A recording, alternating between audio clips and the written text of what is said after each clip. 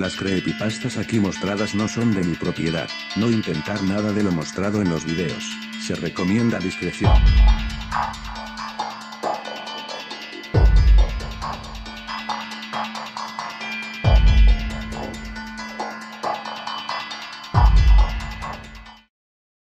¿Sabes cuál es la verdadera historia detrás de los dibujos animados de KND, los chicos del barrio? Esto es un poco más complicado de explicar, porque casi todo el dibujo no es más que farsa, un truco hecho por la mente de un paciente, truco nada fácil de entender, y que la mayoría de las veces pasa desapercibido. Vamos directo a la historia, de manera rápida y bruta. KND no es más que solo un sueño, sí, y muy diferente a lo que todos pensarían. No se trata del sueño de número 1, pero sí de número 2, el chico gordo que soñaba con volar. Cuando era más pequeño, 2 sufrió un accidente de tráfico junto a sus padres, gracias a que estaba sentado en el asiento de seguridad para niños en el asiento trasero del coche, se las arregló para sobrevivir. Fue llevado al hospital y esperó durante una semana a que un familiar llegara a buscarlo. Cuando la junta directiva del hospital se dio cuenta de que nadie iba a asistir, decidieron dejar la custodia del niño a un orfanato local. Los cuidadores se enteraron de su accidente, y decidieron colocarlo junto con otro niño que no tenía padres, un paciente de cáncer que dormía en la primera habitación de la sala.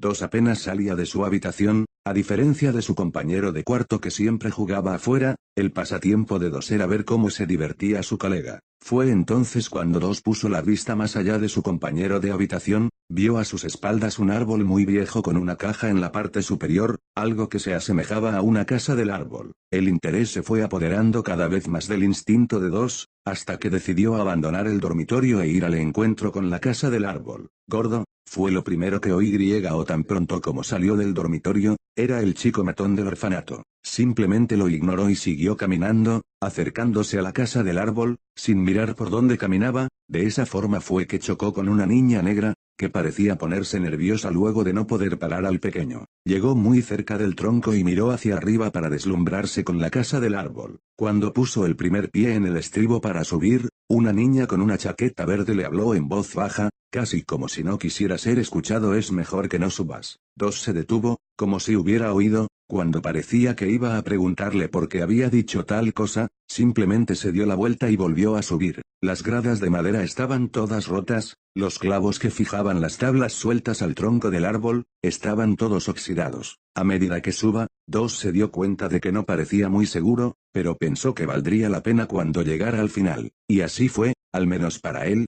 como siempre había querido volar, se sentía bien en la cima del árbol. Toda la estructura interna era precaria, faltaba madera tanto en el suelo como en el techo, y en realidad solo tenía 2 paredes. La acumulación de suciedad en la cima daba la impresión de que nadie había estado ahí desde hacía un buen tiempo. 2 se sentía tan bien allí que se apoyó sobre una de las paredes y se durmió. En poco tiempo, la estructura se vino abajo. Número 2 cayó de cabeza al suelo y toda la madera que formaba parte de la casa del árbol caería sobre él. El impacto fue tan grande que sumió en el caos al orfanato. Los niños gritaban y corrían en todas las direcciones, los cuidadores llamaron a los paramédicos y esperaban para saber si el niño estaba bien. Después de un diagnóstico, se encontró que número 2 había entrado en un estado de coma, y como no tenía familia y el orfanato era un lugar humilde, el hospital pensó que la mejor opción era desconectarlo, ya que no podían hacerse cargo del pequeño. Número 2 murió en sus sueños, sueños que lo retrataban como él quería vivir, solo quería hacer amigos y jugar en la casa del árbol. Llegué a su consultorio a la hora que me asignó, y al comentarle el problema que sufría me dijo de hacer un experimento que nunca se me había ocurrido.